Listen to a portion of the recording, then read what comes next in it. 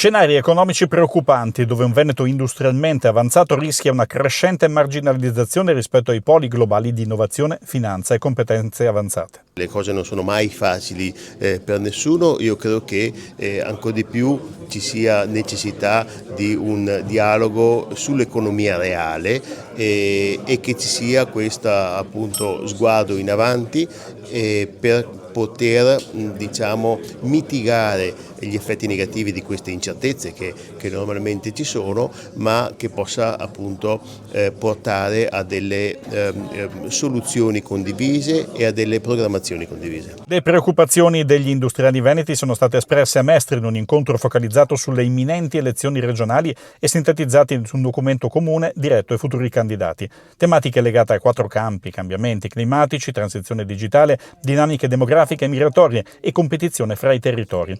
Ma un occhio di riguardo anche alla sanità e alle logiche di partenariato pubblico e privato che agisca sulle carenze attuali. La ricerca, sullo sviluppo, sulla digitalizzazione, su investimenti da condividere con le istituzioni.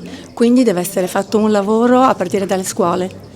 Quindi l'istruzione deve nascere da lì per poi continuare con l'università e quindi una grande sinergia tra le strutture private accreditate del territorio e le istituzioni. L'energia non autoprodotta è un problema perché vede un elevatissimo impatto dell'industria manifatturiera che incide per l'89,3% sui consumi totali a livello regionale veneto. Il 52% viene importato praticamente di energia, è un deficit importante. È un deficit importante, qualsiasi regione, macro regione, stato nel mondo che ha un'autonomia energetica ha una competitività maggiore dal punto di vista delle imprese.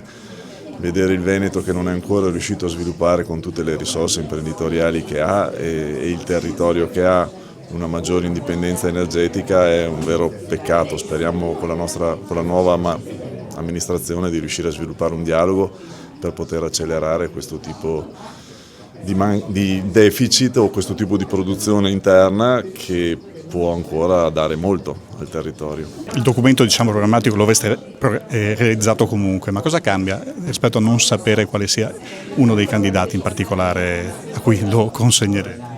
Beh, direi che cambia poco, è una questione che non dico non ci riguarda, ma come dicevo anche prima un pochettino preoccupa per la stabilità soprattutto, ma il nostro interlocutore è chi ci governerà, non lo decidiamo noi e l'importante è che appunto ci sia questo dialogo e questa convinzione di portare avanti un progetto comune.